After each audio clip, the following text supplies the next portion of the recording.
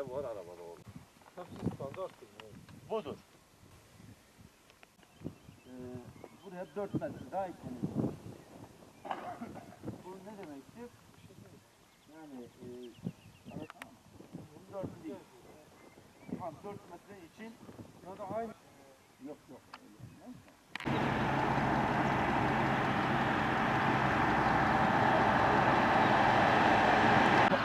Buranın 2 katı istimlak yapılıyor ve köyün içine giriyor. Yol, buradan o yola bağlansa direktmen oradan Zerik Köprüsü'nün tam üstüne gidiyor. Oranın da bir uzaklaşma söz konusu değil. Tam Abi. Ne var abi?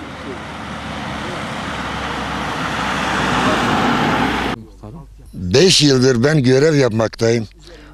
Bize bir yol gelmiş ama bu yola karşı değiliz. Yalnız hizmet yaptığını takdirin üstü. Fakat benim köyüm insanları mağdur olmama şartıyla burada gördüğümüz güzergah direkt Sancak'a bağlı. Hem yol kısalır hem de milletin mağduriyeti giderilir.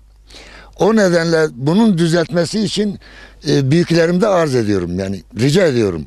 Artı bir de Sancak daha yakın iken bir de sola alma şansımız var herhalde bildiğim gibi. Direktmen Sancak'a gidiyor hem de Adaklı tarafına. Fakat Sudüğünü köyü burada gelirse benim bildiğim kadarı mağduriyetimiz yani %5'e iner. Ama şu anki durumda %90'larda. Yola karşı değiliz. Tabii ki istiyoruz yolu. Daha da güzelliği istiyoruz. Ama güzelliği de her şeyin de bir usulü var. Benim bildiğim kadar budur. Yani ben bunu biliyorum. Burası hazinedir değil mi? Burası hazine. Bu mera. Bu gördüğün mera. Yani o sudan bu yani tamamen mera. Bu tarafı. Mera, oradan o taraf arazi ve buradan yine arazimiz var. Fakat o kadar oraya nazaran o kadar mağduriyet olmuyor. Yani bu bizim buradan yani ben şu anda 60 yaşındayım. Ben bu yolu görmemişim. Bu yol yeni yapılıyorsa bir sefer yapsın. Benden sonrakiler 200 asırda bunu yolu konuşsun. Ben bunu istiyorum. Yani güzel bir şey, kötü bir şey değildir. Tabii en güzelini olsun. Büyük bir ihale. Şimdi burada söylediğim ne müteahhitin zararı oluyor, ne kamunun zararı oluyor, ne milletimin zararı oluyor. O nedenle ben burayı istiyorum. İnşallah da burada olması temennimdir. Şimdi burası Kurnan mevkisinde direktmen karakolumuz görünüyor. Şu anda görünüyor. Zaten Sancak'a giden yol da orada gidiyor. Yani burası daha yakın, daha düzgün, daha temiz. Ben öyle diyorum.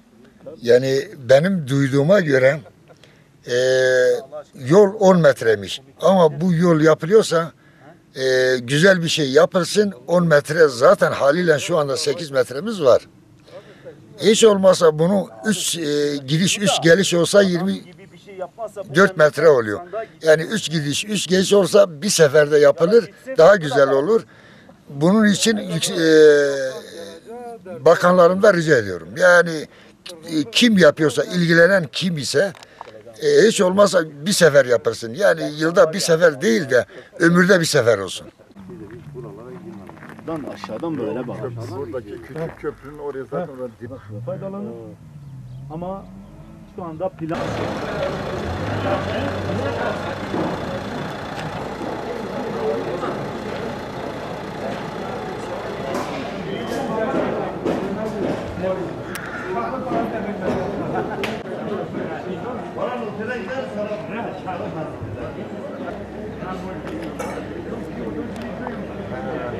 Ben Sancak Büyükbaşköy Mahalle Muhtarıyım. Şimdi benim bildiğim kadarıyla, duyduğum kadarıyla yolun en azından 12 metre olması gerekirken şu anda 10 metrede bahsediyorlar bir.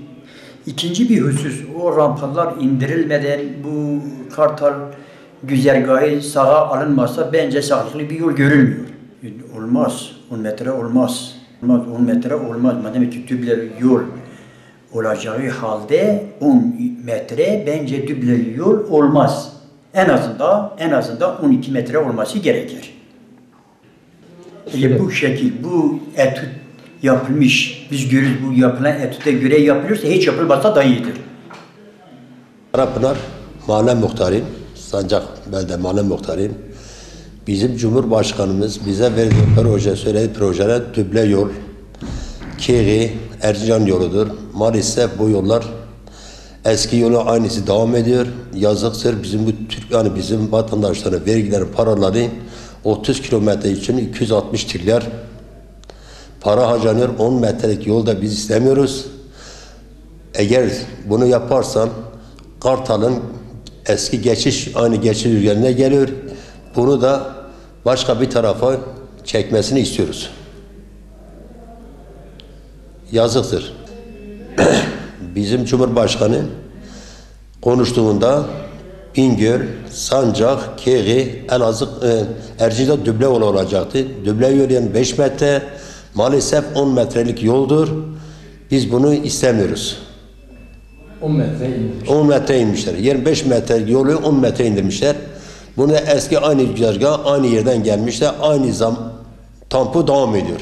Sıkıntılarımız eskisi gibi olur. Evet. 3 senede, 5 senede bir yap, boz, yeni inşa et. Bunu biz istemiyoruz. Yaparsa bir yüzyıllık, bir asırlık yol yapılsın. Hani torunlarımız da görsün bu yolu artık. Hani yazıktır. Bu vatandaşların vergisinden, devletleri yazıktır. Bunu hani boşuna harcamasınlar. Ben Sancak Beldesi Küçükbaşköy Mahalle Muhtarıyım. Seyithan Çolban. Yol yıllardan beri söyleniyor, bu yol yapılacak. Tabii Sayın Cumhurbaşkanımızın söylemiyle, Sayın Başbakanımızın söylemiyle, Bakanımızın. Şimdi biz bu yolu daha önce de Düble yol biliyorduk. Biz öyle biliyorduk, Düble yol yapılır diye biliyorduk. Ama şimdi söylentilere göre bu 10 metreye düşmüş. Zaten önce de 8 metrelik yolumuz vardı. Ama tabii ki yol sıkıntılı. Şimdi bu 10 metre olursa bir anlamı kalmıyor. Yani bizim hayallerimiz yıkılıyor. Birinci konu bu. Biz bunu Düble yol biliyorduk. Şimdi öyle değilmiş. İkinci konu yolun düzergahı çok önemlidir. Şimdi yolun düzergahı şu anda Kartal'ın batısında geçiyor. Benim fikrimce bir muhtar olarak fikrimi söylüyorum.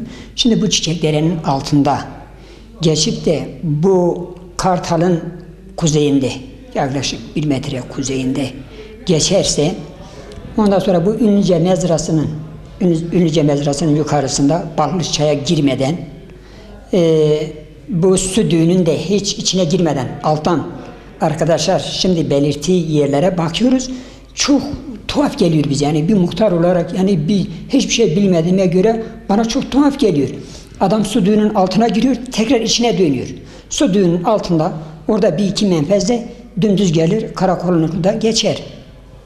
Ha kaldı ki bu Çiçekdere'nin altında orada bir viraj var. Virajın orada, yani o virajı döneceğine karşı tarafta düz bir yer var. Orada dümdüz geçsin. Eğer ki bu eski yol, genellikle eski yolu takip ediyor. Bu eski yolu takip ederse bu kışın çok zorluk çekiyoruz. Yine rampalar, yine buzlama, yine sıkıntı. Ama dediğimiz karşı tarafta, herkesin fikri karşı taraftır. Biz karşı tarafta geleceğini biliyorduk. Yani Kartal'ın kuzeyinde geleceğini biliyorduk şimdiye kadar. Eğer orada gelirse orası zaten buzlama da sıkıntı olmaz. Her konuda sıkıntı olmaz. Orada zaten dümdüz bir yol gelir. Sıkıntı çekemiyoruz. Bir de yolun geneliyle bu Manço tarafına kayıyor. Orada güvenlik sorunu da var. Orada sıkıntı, yani güvenlik konusunda da sıkıntı. Yani benim fikrim bu yol düzelgahı dümdüz bir şekilde, yani nasıl uygunsa, nasıl iyiyse bu köye yanaşalım. Bu köye yakınında gidelim. Oranın buranın yakında gidelim değil. Nere uygunsa. Özellikle mühendis arkadaşlar, şimdi mühendis arkadaşların eline verirse, ben fikrimce deseler ki bu yolu düzenli bir şekilde götür. Eminim ki götürürler. Ama bir nokta eline verilirse dönüp dolanıp o noktayı bulmaya çalışıyorlarsa tabii ki sıkıntı olur.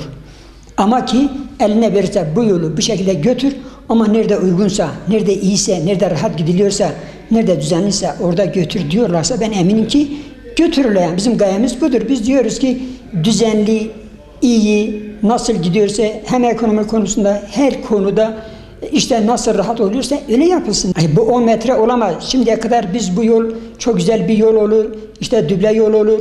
Buradaki artık İstanbul'a giden arabalar burada gidiyorlar zaten. Karadeniz üzerinde gidiyorlar. Şimdi burada bu yol yapılırsa işte Bingöl, Van, Bitlis burada yük arabaları gerekirse yolcu arabaları buradan Erzincan üzeri gidiyorlar. Biz hep bu hayalle şeydir de biz diyorduk artık buradan gidiyoruz.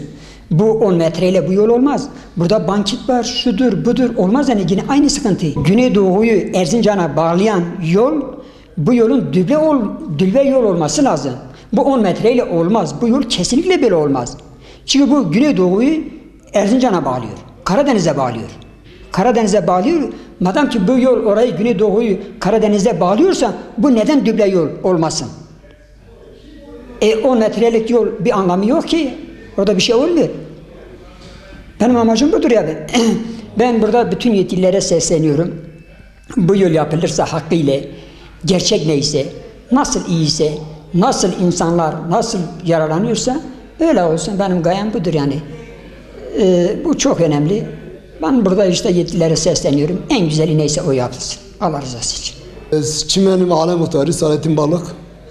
Ondan sonra bu yolun için düble yol istemek istiyoruz. Bizim içimiz yani sağlıklı bir yol olmasını istiyoruz. Ondan sonra Kartal'ın güneysinden geçersen buz falan kalamaz, rampa kalamaz. 2 metre ondan sonra Balıkçıköy'e gelen Hasanova var. Hasanova'dan üst tarafından arazi evde giremez. Südüğünden en kısa yolundan neredeyse uygunsa bir geçmesi olsun yani. Şimdi Bingöl, Güneydoğu ve Doğu Anadolu yolu ve Erzincan yolu ve Karadeniz'e bağlanacak yol düble yolu istiyoruz. Düble yolu olmasını istiyoruz. 10 metre yol bizi kurtaramaz. Sağlıklı da değil yani bu yol. Önemlidir yani. Ben Mustafa Arkocu, Sancak Belediye Meclis Üyesiyim. Sarıgümüşlüyüm. Sayın Cumhurbaşkanımızın daha önce konuştuğu düble yol olmasına rağmen şu andaki genişliği 8 kilometre, 10 metre çıkarıyorlar. 10 metre de eski yoldur. Eski yoldur. Hiç yapılmasa daha iyidir. Bir de bunu kaç yerde bunun özelgeleri değiştirmemiş. Aynı özelgede doğrudan direkt geliyor. Sayın Cumhurbaşkanı'nın bize daha önce de basında söylediği düble yolun 25 metre genişliği olacaktı. Şu anda yine 10 metreden bahsediyorlar. Bu 10 metrede eski yoldur. Daha yapılmazsa bu para değmez. 260 trilyonluk bir yol.